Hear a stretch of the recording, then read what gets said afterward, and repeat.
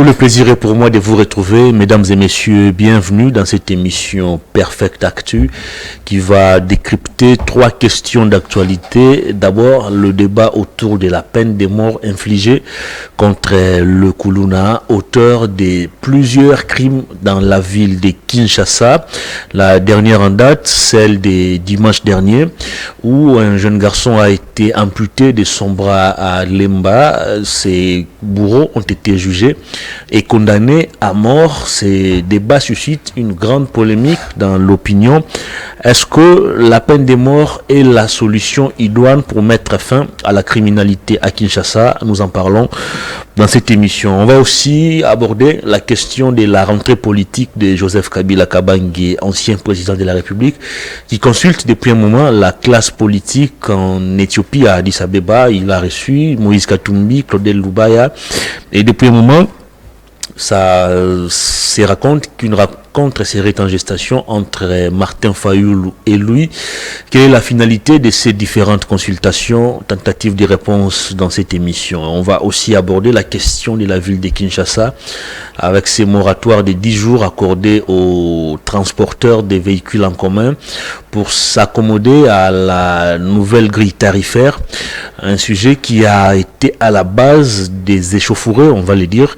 Lundi à Kinshasa, les chauffeurs s'opposent à cette grille tarifaire. Ils estiment que ça ne rencontre pas les réalités du terrain. Ils évoquent les embouteillages, ils évoquent la détérioration des routes à travers pratiquement toute la capitale. Comment s'en sortir face à cette situation? Élément de réponse au cours de cette émission avec un jeune. Il est du parti politique Piste pour l'émergence de cette Kikouni. Il s'appelle Néhémie Lumpungu. Bonjour, bienvenue. Bonjour monsieur Harry Thomas, bonjour. Comment allez-vous? Je veux bien, merci, et vous-même? Très bien. Comment se porte Piste pour l'émergence? Piste pour l'émergence se porte très bien. Nous sommes en train de tenir des réunions à chaque fois pour évaluer sur la question du parti actuellement, compte tenu du fait que son leader politique est actuellement en prison.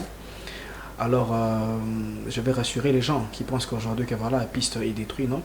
Rassurez-vous que nous sommes là, on tient bon, les activités avancent, nous sommes en train de préparer quelques activités. Et en ce qui concerne les plans à venir, lorsqu'il y aura des plans qui viendront, il y aura des communiqués qui seront lancés pour mettre la population au parfum. Mais piste se porte très bien, rassurez-vous. Très bien. Sinon, l'état de santé du président Seth Kikouni, lors de son arrestation, il présentait quelques signes de faiblesse. On aurait même appris qu'il était souffrant. À ces jours, après avoir été condamné, comment il se porte? Le président Seth Kikouni actuellement, il va très bien. C'est vrai qu'au début, lorsqu'il a été arrêté, il venait de subir une opération en Afrique du Sud. Alors lorsque cette arrestation est arrivée au mauvais moment, il devait rentrer en Afrique du Sud justement pour faire les suivis de la santé. Et il s'est posé maintenant et l'arrestation est arrivée. Donc d'où même les faits, il avait eu une crise à la prison le jour de son procès. Là, il va bien. On est en train de voir comment est-ce qu'on pourra préparer sa sortie. Et il nous donne toujours des directives compte tenu de notre leader. Lorsqu'on va le voir, on parle avec lui. Donc le président Kikouni va bien, moralement, physiquement, et tout va bien maintenant. Une nouvelle circulait depuis un moment qu'il était éligible à la grâce présidentielle. Est-ce que Piste pour l'émergence attend la concrétisation de cette mesure? Bon, concernant cette question, je dis, c'est comme je l'ai dit récemment dans les différents plateaux, je pense qu'il faudra être patient. Les peuples congolais doivent être patients pour qu'ils puissent recevoir le communiqué de Piste. On va se prononcer bientôt concernant ce dossier. Permettez-moi que je ne puisse pas dire mot là-dessus. Très bien. Parce que les partis doivent justement siéger. Et puis, dès que les partis vont siéger, ce qui va sortir de cette réunion-là, il y aura un communiqué qui sera publié. Et après, vous serez informés. Très bien. Une question qui a souvent taraudé mon esprit. Seth Kikouni a signé, on va dire, son entrée en politique en 2018 quand il a postulé comme candidat président de la République. Il était d'ailleurs le plus jeune candidat.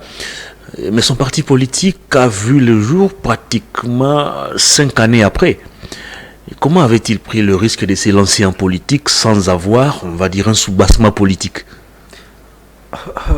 Bon, je ne dirais pas qu'un soubassement politique. je ne dirais pas qu'il manquait de soubassement politique. Justement, M. Kikouni, c'est quelqu'un qui est déjà très assis intellectuellement, vous voyez. Alors, lorsqu'il est entré en politique, je pensais il devait comment on appelle ça? Il devait s'aligner sur des bases. C'était quoi sur ces bases-là? La population devait connaître qui est M. Seth Kikouni. Il n'y avait pas meilleur moyen que de le faire lors d'une élection. Mais attendez un peu, s'il était élu en 2018, s'il était proclamé vainqueur, comment allait-il diriger? Sans parti politique, sans député à l'Assemblée nationale, comment allait-il gérer? Non, il allait diriger. De quelle manière? Il allait avoir des consultations. Il a été candidat indépendant, je pense. Bien sûr, monsieur Hervé. Il allait avoir des consultations aujourd'hui. Il allait avoir des consultations avec les autres partis politiques sur la politique qui devait être mise en place. Vous voyez? Alors, les risques à prendre, c'était justement de postuler et que la population puisse justement connaître qui est M. Seth Kikouni. Alors, après ça, lorsqu'il a postulé, la population a pris connaissance que justement, il y a un monsieur qui s'appelle Seth Kikouni qui a une très bonne vision pour la République démocratique du Congo.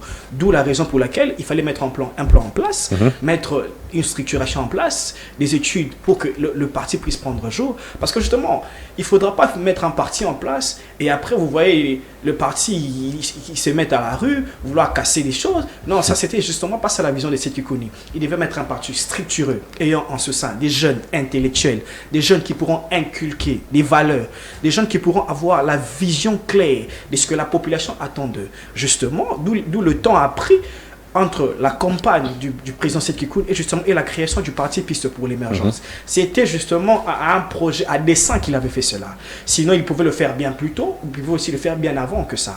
Justement, s'il a fait plus tard, c'est parce qu'il avait des raisons personnelles. Et des raisons personnelles, c'est parce qu'il voulait que Piste ne soit pas un parti des rues. Très bien. Ne soit pas seulement un parti qui va venir là, qui met des candidats, non, qui puisse avoir un projet de société qui va justement refléter les besoins de la population. Et c'est ce qu'on a aujourd'hui. Piste a un projet qui reflète les besoins de la population. Quel est ce projet qui reflète les besoins de la population? Nouvelle Donne, c'est un projet. C'est quoi cette Nouvelle Donne qui n'est pas encore expérimentée, mais vous permettez quand même de la vanter? Lorsque le peuple congolais va expérimenter le projet Nouvelle Donne que nous sommes en train de prôner aujourd'hui, vous allez voir que les choses vont changer. Lorsque le peuple congolais va se rendre compte que au sein de notre parti, nous sommes en train de mettre l'homme congolais au centre de toutes choses. Nous voulons une communauté. Un peu comme le président Félix Tshisekedi le fait.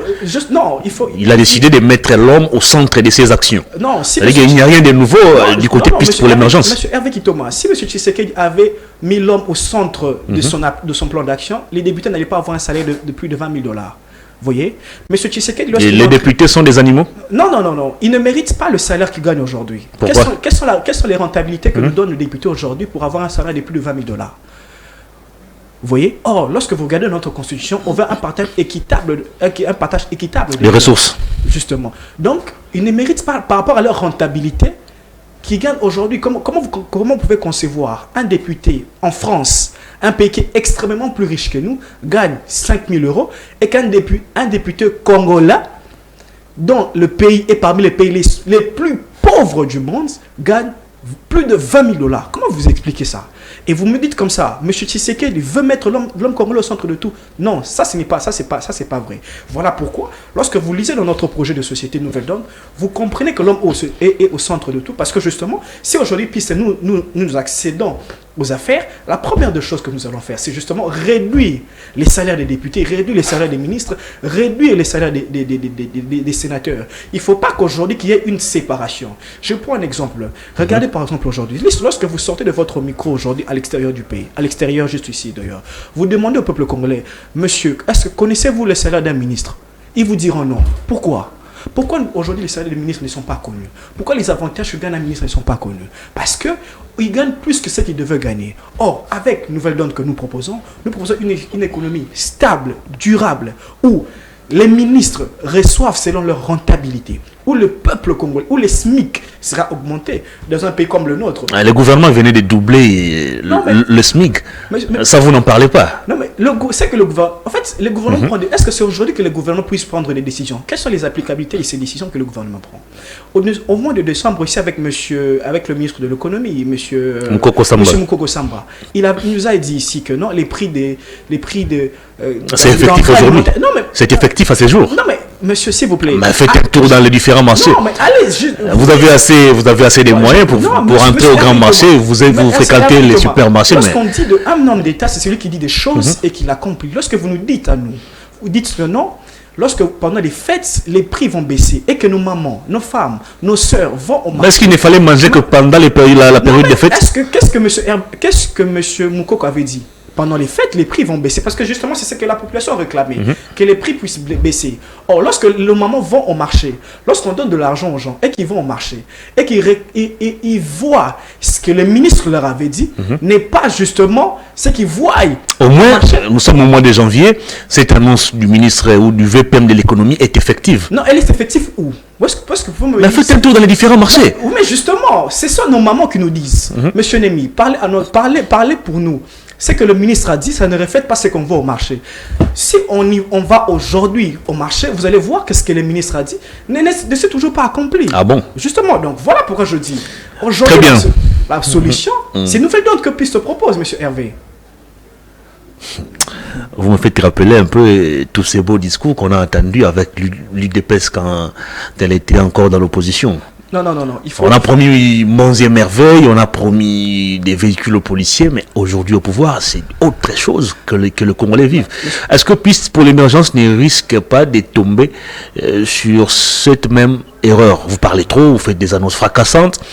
Est-ce qu'une fois au pouvoir, vous allez avoir cette capacité de marier vos théories, vos annonces à la pratique? Monsieur Hervé, je pense qu'aujourd'hui, ça serait une très grosse erreur de comparer Piste pour l'émergence avec l'UDPS. En point de vue d'idéologie, et c'est l'extrême gauche, ce sont les cas, ce sont les mensonges, ce qui n'est pas de Piste. Ce que Piste fait, ce que Piste dit, Piste le fait. Lorsque nous promettons des choses, nous allons les réaliser. Parce que nous avons un leader solide, un leader qui a une vision claire de la nation. Ce que vous dites aujourd'hui, lorsque vous faites une étude comparative entre Piste et l'UDPS, cela ne tient pas debout.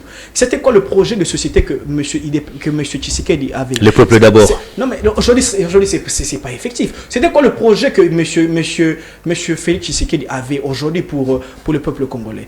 Il n'a pas mis l'homme au centre. C'était le peuple d'abord. Le peuple d'abord. Et ça se manifeste aujourd'hui par la gratuité de l'enseignement, par la gratuité de la maternité, par la construction des infrastructures. Monsieur Hervé Itoma, n'est-ce pas dans ce pays-ci, nous avons dit à M. Kabila, Touroulia Banzela, n'est-ce pas dans ce pays, nous l'avons tenu? Et l'UDPS était même les premiers à le dire. Donc, voilà des gens qui vous mettent des règles. Ils vous mettent des règles que ce n'est bénéfique que pour eux. Lorsque c'est pour les autres, non, c'est méchant. Mais quand c'est eux, ils disent non, voilà, c'est bien, on est en train de construire des routes. L'UDPS avait tenu des discours très forts à l'égard de M. Kabila. Et lorsque on leur dit, mais l'UDPS, ce que vous avez promis aujourd'hui au peuple congolais, et ce que nous sommes en train de voir aujourd'hui, c'est deux mondes différents. Il s'est plein de choses. Voilà pourquoi je dis toujours, M. Hervé, Piste aujourd'hui, M. Kikouni aujourd'hui, nous sommes ce que le peuple veut. Nous sommes la solution à ce que le peuple attend. Nous sommes aujourd'hui la dernière... Le peuple voulait Félix Tshisekedi au pouvoir, il lui a accordé 73% à la dernière présidentielle. Le peuple n'a... Il n'y a que les urnes qui peuvent trancher ces débats. Le peuple n'a jamais voulu de M. Tshisekedi. Ah, comment ça? Vous savez comment... Quelqu'un qui a été élu avec 73%. Monsieur Hervé, on ne va pas se voiler la face. On ne va pas se voiler la face, pardon. Vous savez comment est-ce que ces élections ont été organisées? Avec les machines à voter trouvées dans les maisons des candidats. Vous savez comment ces élections se sont passées? On a vu des candidats annuler leurs élections par la CENI, mais ces mêmes voix-là, dans des candidats, les élections ont été annulées, ont pu bénéficier à M. Félix Tshisekedi. Merci beaucoup. Vous voulez me dire que quand je puisse donner crédibilité à ces élections? Allez, je pourrais pas le faire. On va parler actualité, mais une dernière question en rapport avec Piste pour l'émergence. Vous situez où? Êtes-vous un parti des cadres ou un parti des masses? Nous sommes un parti de centre qui rassemble ce qu'il y a de meilleur du gauche et de droite. C'est que je peux vous répondre à votre question. Merci beaucoup. Allez, on va parler de la problématique ou du phénomène Kuluna avec cette détermination du ministre de la Justice à vouloir en finir une fois pour toutes. Il y a l'opération Nobo qui poursuit son bonhomme des chemins. Plusieurs Kuluna traqués, jugés, condamnés, envoyés à Angenga. Pas plus tard qu'hier, on a encore condamné notre groupe de Kuluna qui ont amputé un bras à un jeune dans la commune de Lemba. À ce jour, vous faites quelle lecture de l'opération Nobo? Pensez-vous que ce soit la mesure idoine pour mettre fin au phénomène Kuluna, ou vous estimez que la peine de mort, c'est assez cruel? Monsieur Hervé, si je dois répondre de manière explicite à votre question, Permettez voir que j'y aille dans deux sens. Allez-y. Parce que dans cette question, les responsabilités sont partagées. Ok. J'aimerais déjà au début déjà poser les bases pour dire qu'aujourd'hui, maintenant là, ce que je veux dire ne veut pas dire que je veux défendre les Koulouna. Ok, mais j'aimerais juste dire que les responsabilités soient partagées. Ce que M. Constant Moutamba aujourd'hui fait, d'abord, c'est ce qu'il fait, ça viole d'abord la Constitution. Comment ça? Parce que justement, la Constitution établit une forme de respect de la vie humaine. La vie humaine est sacrée, telle que le dit la Constitution. Ah, mais attendez un peu, vous parlez de la vie humaine lorsque quelqu'un se présente dans un procès avec un bras. Permettez-moi de finir. Si vous ne me permettez pas de finir, allez-y. Mais mes propos risqueraient d'être mal interprétés. Voyez, ce que les Koulouna font aujourd'hui, on doit leur interpeller, on doit poser des sanctions. La rigueur de la loi doit être appliquée.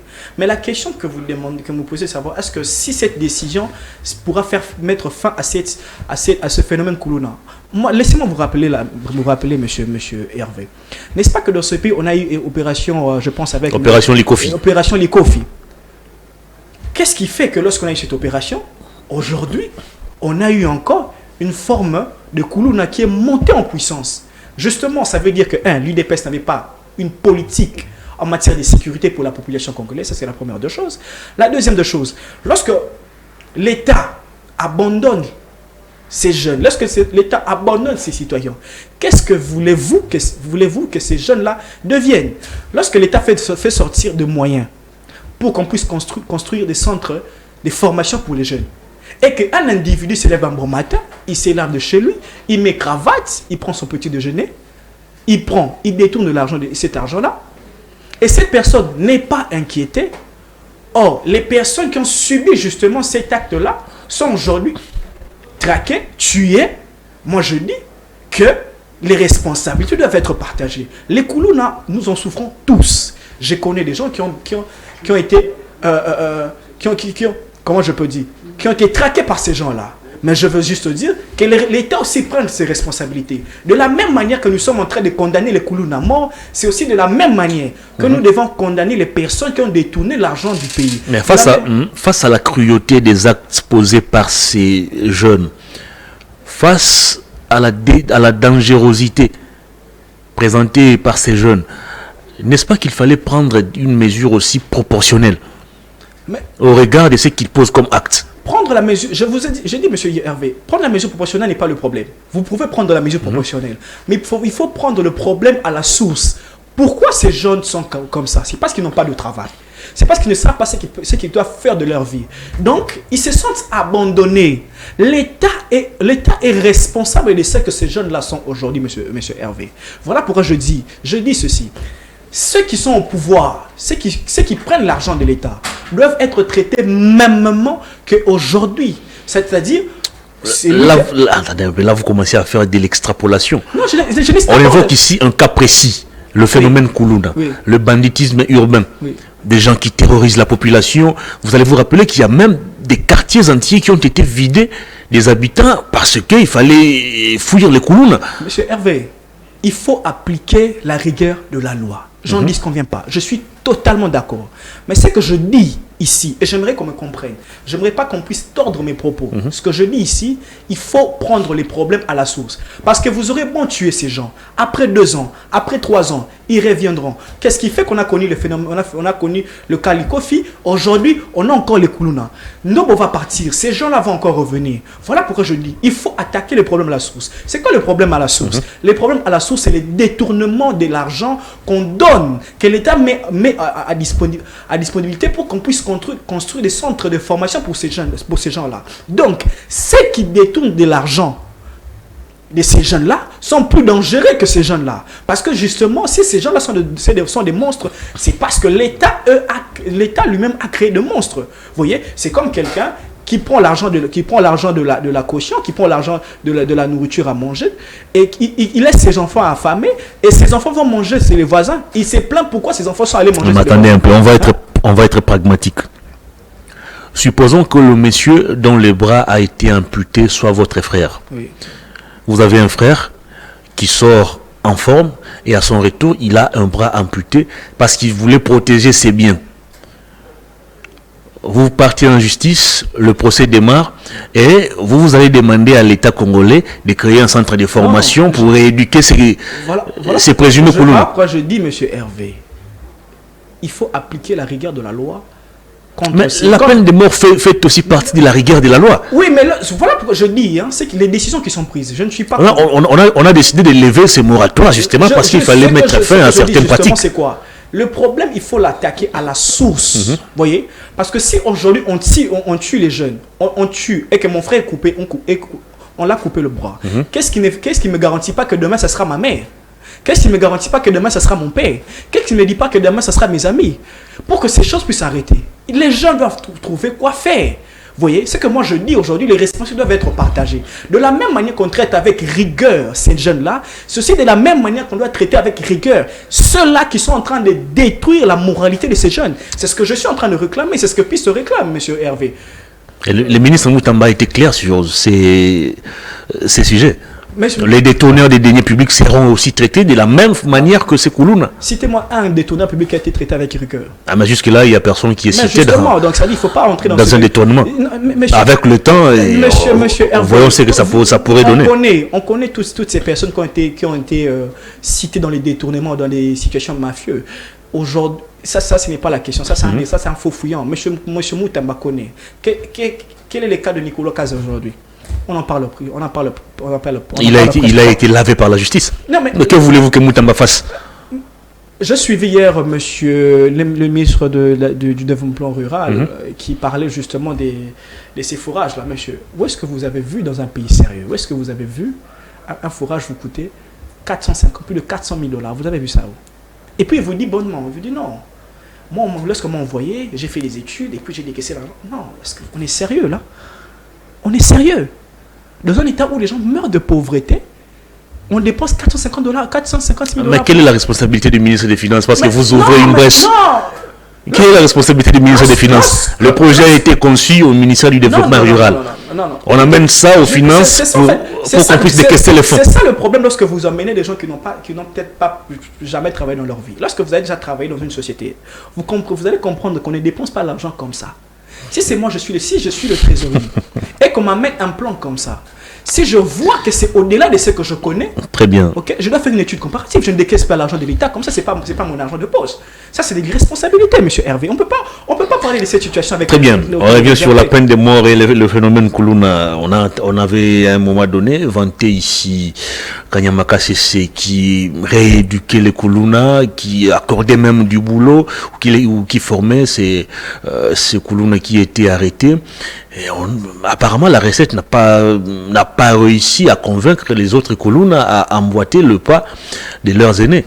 Et à ce jour que le gouvernement ou le ministère de la Justice a décidé de déclencher l'opération Ndobo, de traquer ces Koulouna, les juger et les condamner, est-ce que ce n'est pas une voie de sortie pour mettre fin à la criminalité?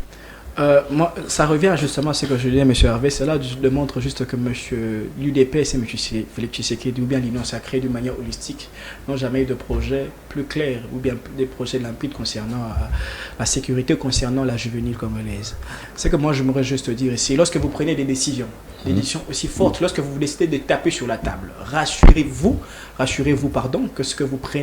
la décision que vous prenez sera une décision qui sera totale. Parce que si aujourd'hui, avec le phénomène Ndobo, et qu'après, dans 2 ans, ça revient, ça aurait servi à quoi? Ça aurait servi à quoi aujourd'hui qu'on puisse défendre ces gens-là aujourd'hui qui se retrouvent avec la main coupée? Ça aurait servi à quoi tout ça? Vous voyez, lorsqu'on va prendre on va prendre des décisions des décisions fortes, taper sur la table. Et ça, je le dis. Quelles sont ces décisions fortes d'après vous? Monsieur Seth Kikouni saura le faire. Quelles seraient ces décisions fortes? En attendant que Seth Kikouni puisse avoir le pouvoir un jour, d'après vos imaginations, non, ça n'a rien à voir. Quelles seraient ces mesures fortes? Ce n'est pas de l'imagination. Monsieur Kikouni, c'est quelqu'un qui a un projet clair pour la population. Il n'est pas le seul à l'avoir. Ça, la population congolaise l'a compris. Aujourd'hui, M. Kikouni est beaucoup réclamé par le peuple. Tout opposant dira qu'il a un projet de société qui rencontre les attentes des Congolais. Vous dites que tout opposant dira qu'il a imposé un projet clair de la population. Moi, je dis qu'il a imposé un projet clair. Vous voyez, c'est différent d'avoir un projet clair. Ça veut dire qu'on sait ce qu'on pourra faire secteur par secteur. Vous voyez, donc lorsque les mesures préconisées par vous. outre la peine de mort? Les mesures préconisées par piste, c'est quoi? Ça sera d'abord imposer une des mesures fortes concernant la sécurité. Mais quelles sont ces mesures, justement? Justement, je vais y répondre. D'où on va traquer les problèmes à la source.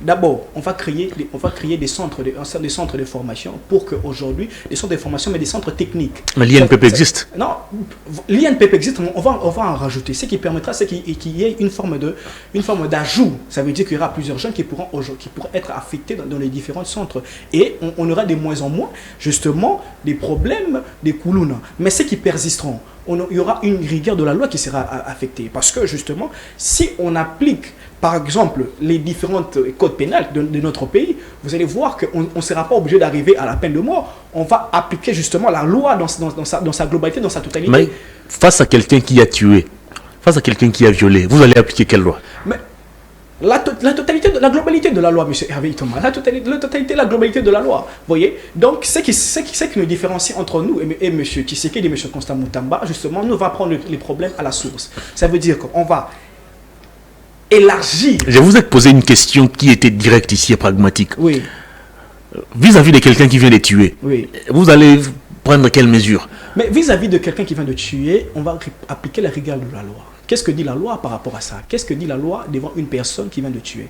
Parce que lorsque votre question, elle est holistique. Parce que celui qui peut tuer n'est pas forcément en koulouna.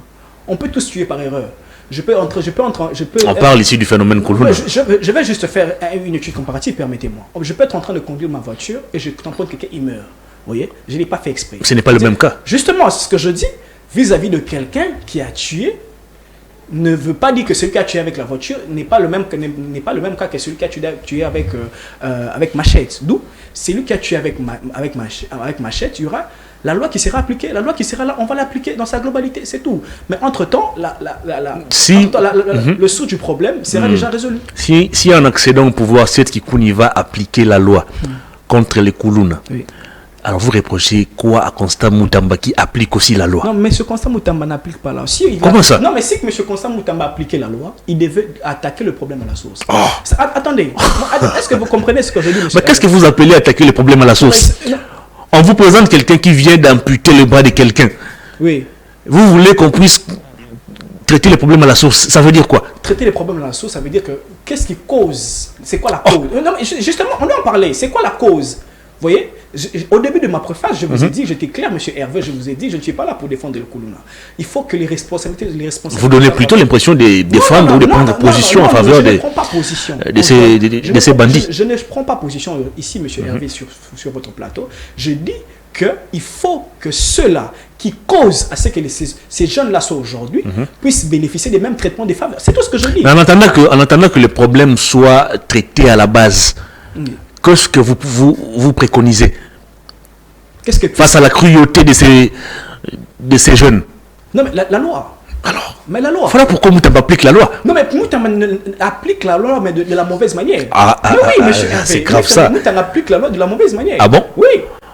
Je vous ai démontré ici. La bonne manière d'appliquer la loi serait quoi? C'est de faire une étude comparative et de partager les responsabilités, monsieur Hervé. C'est de faire une étude, justement, c'est de faire aujourd'hui une étude comparative. On parle ici des vies humaines.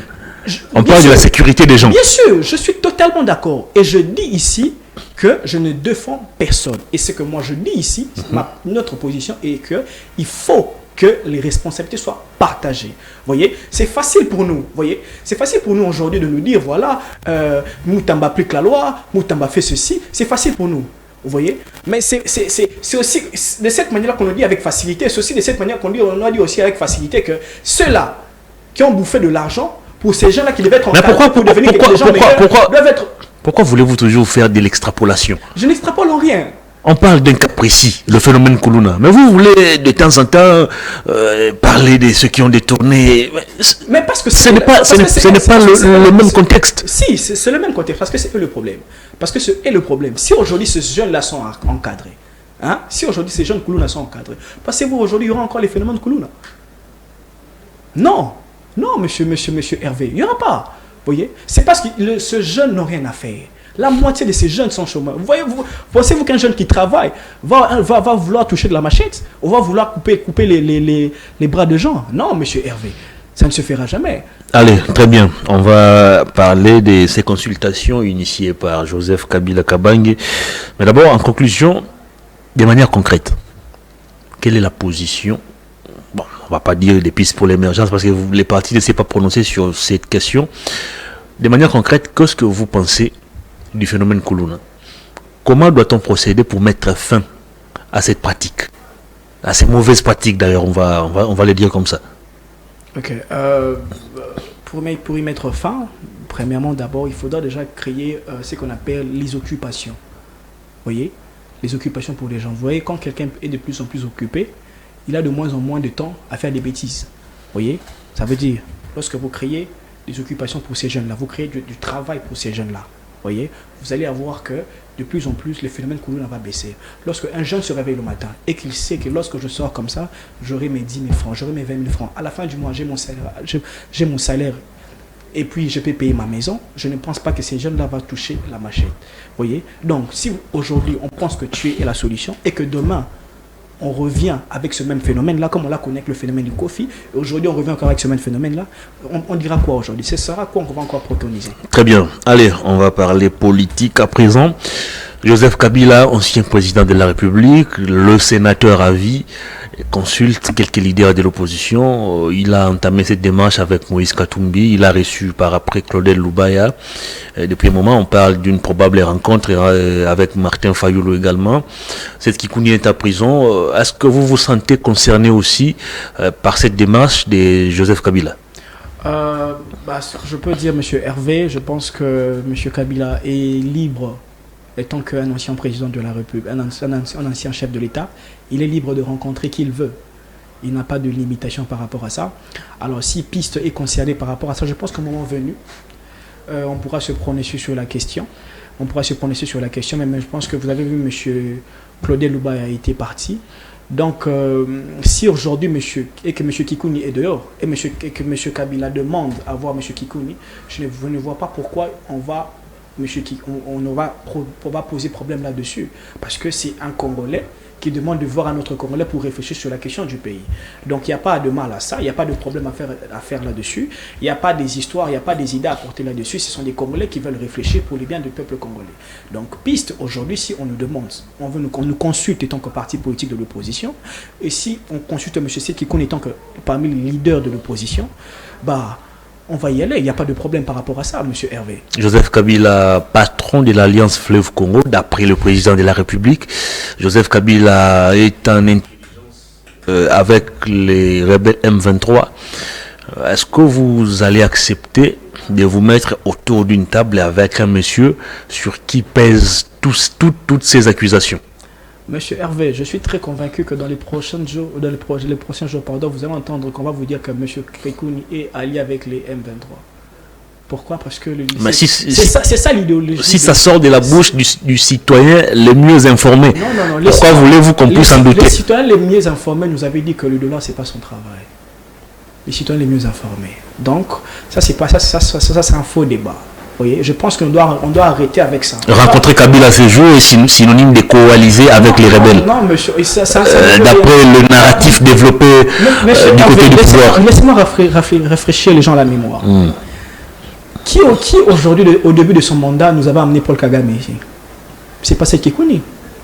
C'est pas Martin Fayoulou. C'est pas Claudel Loubaya. C'est pas vous et moi. C'est qui? C'est quel parti dont ces militants ont chanté Yona Nyoboya Kagame? Ce n'est pas les militants des pistes pour l'émergence, c'est l'UDPS. Donc aujourd'hui c'est facile, je le dis, c'est facile aujourd'hui qu'on se dise, voilà, c'est lui, monsieur Kabila, c'est lui qui est derrière l'AFC. Non, c'est facile. Mais pourtant, lorsqu'il l'a mené, monsieur Kagame ici, nous on n'avait pas parlé. Si on a fait une étude comparative, qui est avec Kagame et qui ne l'est pas?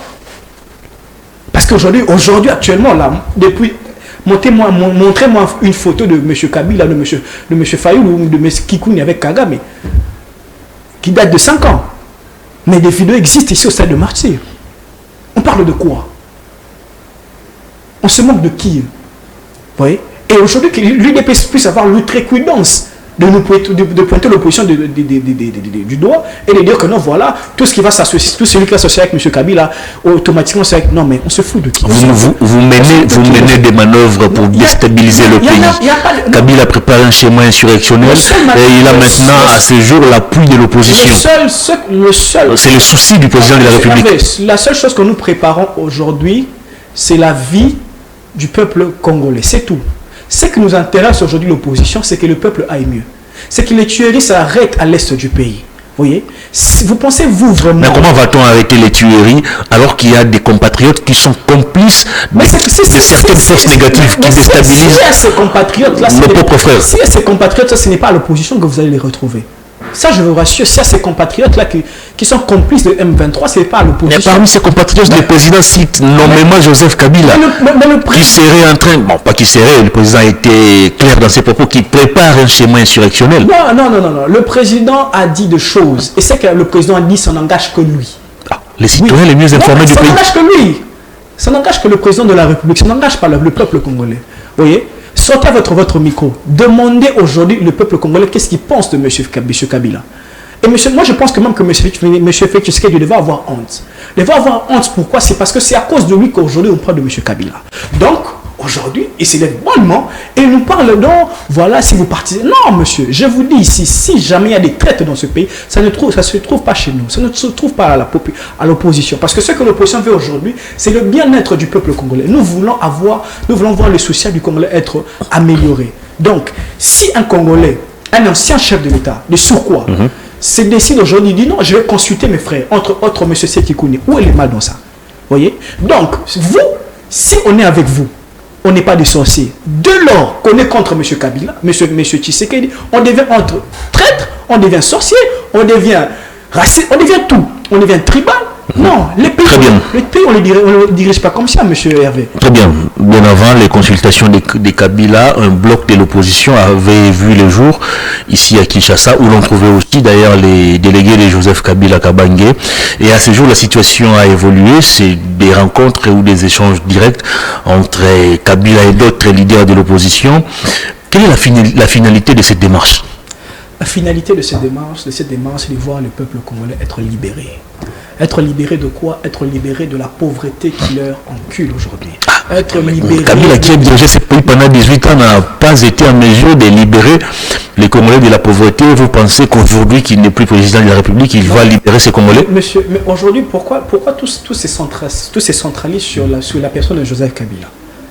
Pourtant, ça ne devait pas. On parle de plusieurs... Votre question va dans le sens de plusieurs leaders politiques. Pourquoi vous vous centralisez sur M. Kabila? Il y a M. Matata, il y a M. Martin Fayoulou, il y a M. Moïse Katumbi, il y a le président Moïse Katumbi, mais il y a le président Sékou Kouni. Donc, aujourd'hui, le débat n'est pas dans la centralisation de la personne de Joseph Kabila aujourd'hui. Donc, le problème aujourd'hui de l'opposition, c'est de voir le social être amélioré. Nous voulons que les choses puissent être avancées. Vous parlez de Kabila. Allons-y dans ce débat. Allons-y dans ce schéma de choses. Kabila qui a été diabolisé par certains leaders qui ont accepté de le rencontrer aujourd'hui. Kabila qui a été présenté comme le mal congolais, comme celui qui empêchait le Congo de décoller, comme les plus grands détourneurs. Et à ce jour, voir ces leaders s'associer encore avec Kabila, n'est-ce pas de la versatilité politique? Ces leaders-là. Moïse Katumbi qui l'a quitté parce qu'il voulait arracher un troisième mandat. Et aujourd'hui, c'est le même Kabila qui parle, respect de la Constitution. Et Katumbi qui a décidé de les rejoindre. N'est-ce pas contradictoire et même versatile le comportement de vous, acteurs politiques? Et heureusement que vous parlez de M. Moïse Katumbi, parce que je ne suis pas porte-parole de M. Moïse Katumbi. Je pensais que vous allez parler de M. Sékou Kouni. Donc, c'est que Moïse Katumbi fait, ce que font les autres leaders. Kikouni, c'est un bébé politique. Non, monsieur, c'est grave. Vous ne pouvez même pas dire que M. Kikouni, c'est un grand leader politique, un grand leader de cette génération. Et les leaders politiques de l'opposition l'ont remarqué et les savent. Aujourd'hui, M. Kikouni, c'est plus une personne que vous pouvez mettre de côté. On a besoin de M. Kikouni pour l'avancement de ce pays. Donc, ce que font les leaders politiques, n'engage que je suis pas venu ici aujourd'hui pour parler de M. Kabila. Donc vous n'êtes pas concerné par ce qui se passe en Éthiopie, par ce qui se passe en Namibie et consorts. Je n'ai pas dit que nous ne sommes pas concernés. Je dis ceci.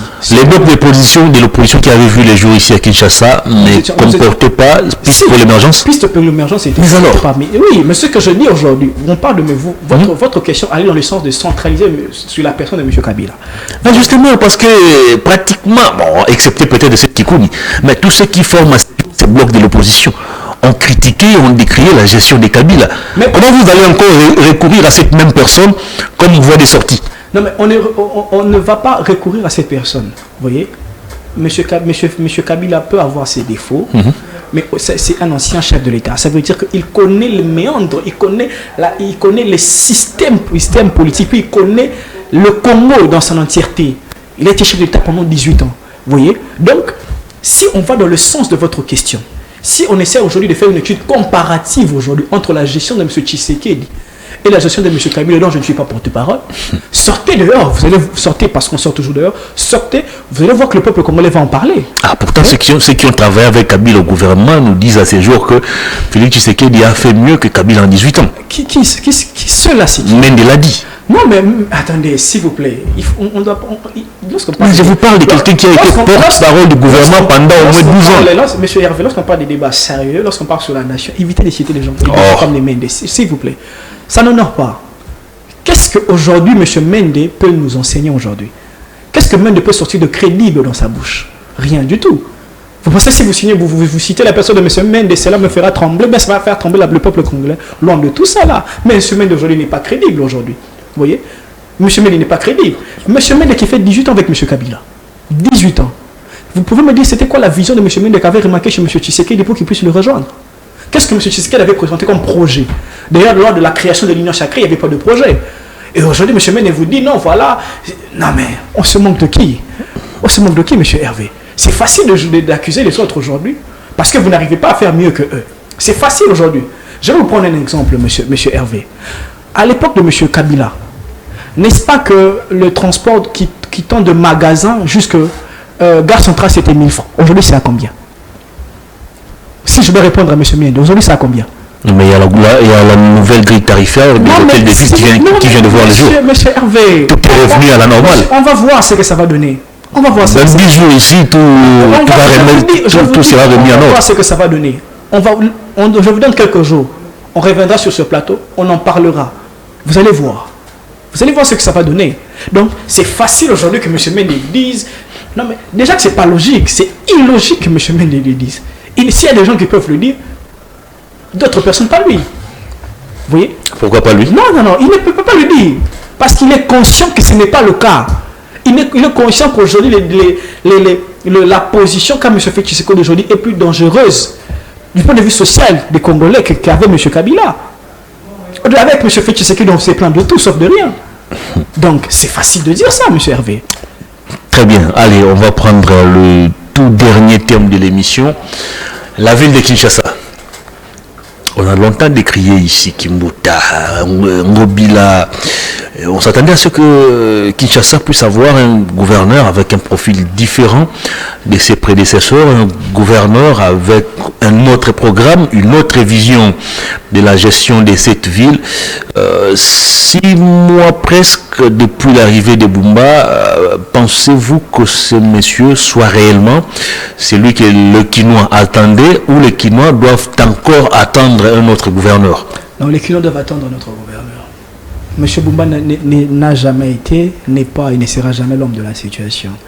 Vous voyez, on n'avait qu'à voir les embouteillages dans la ville de Kinshasa. J'ai eu de la peine aujourd'hui de venir. Les embouteillages sont partout. Non. Jean-Pierre Bemba nous l'a dit. Il a démontré même avec des photos de Paris, New York, Bruxelles et partout. Ici sur votre plateau, lorsqu'on parle des débats sur la nation, évitez de me citer des gens dont on ne peut pas citer. Mais je vous cite des gens qui dirigent les institutions. Non, des gens qui dirigent les institutions, qui n'arrivent pas, faut dire des gens qui n'arrivent pas à diriger les institutions. Il ne faut pas dire des gens qui dirigent les institutions. Vous voyez? Donc, vous êtes responsable de vos propos. Bien sûr. Donc, quand on parle des débats lorsqu'on parle des Kikouni, on parle du président Matata, évitez de citer des gens Pierre Bemba. Vous voyez? Ce sont des gens que la population ne veut plus entendre. Vous voyez? D'après vous? Non, d'après la population qu'on d'après la population qu'on défend. Donc, si je dois revenir à votre question, M. Bumba aujourd'hui n'est plus l'homme, n'a jamais été, ne l'est pas et ne sera jamais l'homme de la situation. Je répète, le peuple, la quinoiserie, le peuple quinois attendait beaucoup de M. Tshisekedi. Et dès lors que le casting a été fait sur la personne de M. Bumba, moi je l'ai dit dans les différents plateaux, Bumba n'allait rien faire. Pourquoi? Parce qu'il y avait un mauvais casting justement. Et pourquoi êtes-vous pessimiste? Non mais pessimiste pourquoi? D'abord, qui va contrôler M. Bumba? L'Assemblée provinciale? L'Assemblée provinciale n'a aucun député de l'opposition. Est-ce que le contrôle est lié à la présence de l'opposition? Bien sûr. Comment ça? Non, mais parce que nos députés n'ont pas d'identité. Nos députés ne pensent pas à la population congolaise. Mobile a géré cette ville avec des opposants au sein de l'Assemblée provinciale. Mais il n'a jamais été contrôlé. Pourquoi avec Mobile il y avait moins de mal que s'il y a aujourd'hui? Comment ça? M. Bumba se permet aujourd'hui parce qu'il n'y a pas d'opposition à l'Assemblée provinciale. Il n'y a pas les Mike Moukeba qu'on avait récemment à l'ancienne Assemblée. Regardez ce qui s'est passé à la permettez-moi que j'y entre. À l'Assemblée nationale, avec M. Alexis Kizaro. Les députés ont déposé une motion de défiance. On est où avec la motion? Où est-ce qu'on est avec cette motion, M. Hervé? Vous pensez qu'un député de l'IDPS, un député de l'UNC, de MLC... Mais la motion a été initiée par un député du pouvoir. Mais la motion de l'Union sacrée. La motion était... Ok, c'est quoi la finalité de la motion? Mais on attend la rentrée parlementaire. Ça n'existe même plus. Ça n'existe plus. On attend la rentrée parlementaire. Vous avez des schémas comme la France. La France, quand vous déposez une motion. On sortait d'une session budgétaire, il faut attendre la session de mars. Est-ce que vous trouvez ça normal que le rapporteur de l'Assemblée nationale pour publier un communiqué sur la dette de la plénière pour discuter de la motion? Et après quelques temps, il y a des députés qui commencent à enlever leur signature. Et après, on sur injonction des autorités morales des regroupements et partis politiques. Mais voilà, vous revenez à ma pensée. Qu'aujourd'hui, M. Bumba ne peut pas être inquiet avec la configuration qu'on a de notre assemblée provinciale. C'est impossible et ça ne se fera jamais. Mais si vous n'avez pas été en mesure de vous faire élire, vos candidats n'ont pas été en mesure de se faire élire. Le problème de l'Union sacrée, c'est à quel niveau? Non, M. Hervé. Vous n'avez pas été en mesure de vous faire élire. Dans un état démocratique, que dans une assemblée, qu'on ne puisse pas avoir des députés de... Mais parce que l'opposition n'a pas été en mesure de convaincre la population à lui faire confiance. Parce que M. Kadima avait décidé à l'Assemblée nationale, il n'y allait avoir pas de députés de l'opposition. Il ne voulait pas... L'intérêt de Kadima, c'est quoi dans tout ça? L'intérêt de Kadima, c'était de voir la population souffrir. Ah bon? Il a réussi, bien sûr. Ah bon? Mais oui, il a réussi. Aujourd'hui, les Kinois se plaignent de tout, sauf de rien. Vous voyez, il a réussi sa mission. Kinshasa Zobonga. Non, monsieur Hervé. C'est un méga projet qui englobe énormément de... Ce méga projet, c'est pas aboutissant. Il y a une nouvelle cité qui doit être en train d'être construite à Maluku. Il y a des travaux de réhabilitation qui sont lancés ça et là. Monsieur Hervé. De réhabilitation des routes. Le peuple congolais me suivent. Et ils nous suivent avec attention. Ils nous suivent avec amertume dans l'âme. Vous voyez, M. Bumba n'est pas l'homme de la situation. C'est une insulte aujourd'hui de dire que non, voilà, M. Bumba a cœur d'arranger le Kinshasa. Regardez comment la ville est devenue. Déjà, la ville est sale. Mais quand il pleut, la ville devient encore plus sale davantage. Ça n'a pas commencé avec lui. Il se bat d'ailleurs pour mettre fin à ces situations. Ça c'est une excuse des faibles. Il y a les travaux de curage des caniveaux qui se font pratiquement au quotidien. C'est une excuse, M. Hervé, des faibles. Lorsque quelqu'un entre et il vous dit non, ce n'est pas moi, j'ai trouvé ça comme c'est une excuse des faibles. Qu'est-ce que tu allais faire là-bas? Qu'est-ce que tu allais faire là-bas? Un chef, M. Kikou nous apprend toujours ceci. Un chef s'assume. Il vous apprend aussi des choses. Bien sûr, parce que c'est un bon leader. Un chef s'assume. Un chef ne fuit pas ses responsabilités. Vous voyez? Donc, dire aujourd'hui avec autant de légèreté que non, j'ai trouvé ça comme ça. C'est une insulte. La pluie l'énerve.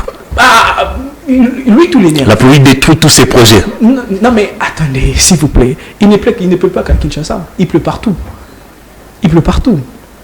C'est quoi la politique intérieure? La politique que c'est quoi la politique de M. Bumba?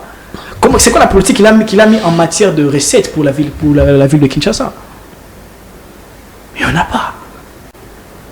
Il n'y en a pas, monsieur Hervé. Donc, la pluie n'a qu'à l'énerver parce qu'il n'a pas de solution à apporter. Si moi j'ai des solutions, la pluie n'a pas à m'énerver, monsieur. Pourquoi êtes-vous pessimiste et trop exigeant vis-à-vis du gouverneur qui vient d'entrer en fonction il n'y a même pas une année. Pourquoi ne pas lui laisser encore quelques temps, question de voir ce qu'il pourra produire, comme le président l'a demandé à l'endroit des membres du gouvernement. Non, mais attendez, si vous voulez savoir comment qu'est-ce qu'il va diriger un leader, regardez les mesures qu'il va prendre dès l'entrée de son mandat. Quelles sont les mesures que M. Bumba a prises? Kinshasa Zobonga. Et après, là, c'est quoi la finalité? C'est quoi la finalité de ce projet? Kinshasa Zobonga. Et Zobonga Wapi. Après, il y a des travaux de réhabilitation le long des avenues qui entourent le grand marché. Ces travaux-là, c'est pour quelle finalité? L'embellissement de la ville. Non, la ville n'est pas embellie. La ville est sale. La ville est sale. Bumba est venu faire pire que Ngobila. Ah bon? Qui est pire que Kimbuta. Même pas une année. Mais je vous dis. Vous tenez déjà des propos très durs comme ça à l'endroit du gouverneur. Je dis même que si Ngobila, je crains que si Bumba fait arrive à faire 5 ans dans cette ville de Kinshasa, non mais on ne parlera plus de ville de Kinshasa, on parlera de la poubelle. Il y a une nouvelle cité qui s'est construite. On risque de devenir une poubelle avec Bumba. Kinshasa risque de devenir une poubelle avec Bumba. Ça, je vous le rassure. Parce qu'il n'y a pas de politique d'assainissement claire de M. Bumba. C'est quoi? Balayer les avenues, c'est justement ça que le peuple en a besoin. Justement, vous pensez que c'est ça? 20 000 $ remis, je crois, 20 000 ou 15 000 $ remis à chaque bourgmestre des communes pour l'assainissement. Le gouvernement met à sa disposition, je crois, 1,5 million pour l'assainissement de la ville. Mais le problème, c'est aussi, comment on appelle ça encore, la rétrocession. Les provinces qui ne reçoivent absolument rien. Comment voulez-vous que ces provinces puissent fonctionner? Monsieur Hervé, la ville de Kinshasa, je peux vous le dire avec conviction, avec les recettes que fait la ville de Kinshasa, il peut se prendre en charge elle-même. Est-ce que vous connaissez les taxes que nous on paye chaque jour? Les motards, les taxibus, les taxis. Mais c'est tous les jours que les gens perçoivent de l'argent. Les parkings ici, cet argent va où? N'est-ce pas à l'hôtel de ville? Les 500 francs que payent les taximens pour qu'ils puissent parquer, ça va à l'hôtel de ville. Qu'est-ce qu'on fait de cet argent-là?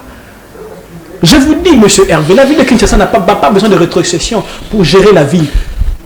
L'hôtel de ville n'en a pas besoin. Si on est rigoureux dans la gestion de la République, dans la gestion des biens publics. De manière concrète, comment procéder pour canaliser ces recettes et l'utiliser à bon escient? Déjà, il faut y avoir une forme de... Il faut être rigoureux. Qui doit imposer cette rigueur? Justement, c'est l'autorité. Est-ce le gouverneur lui-même? Est-ce l'inspection générale des finances? Est-ce la Cour des comptes? Est-ce l'Assemblée provinciale de Kinshasa? L'Assemblée provinciale, il faut déjà les mettre de côté. Je vous ai démontré ici que l'Assemblée provinciale ne pourra jamais contrôler M. Bumba parce qu'ils sont à plus de 54 là-bas, qui est de la majorité, c'est qu'il ne s'est jamais fait. Ça, on met de côté. C'est monsieur... Ils sont 48. Ok, 48, merci beaucoup.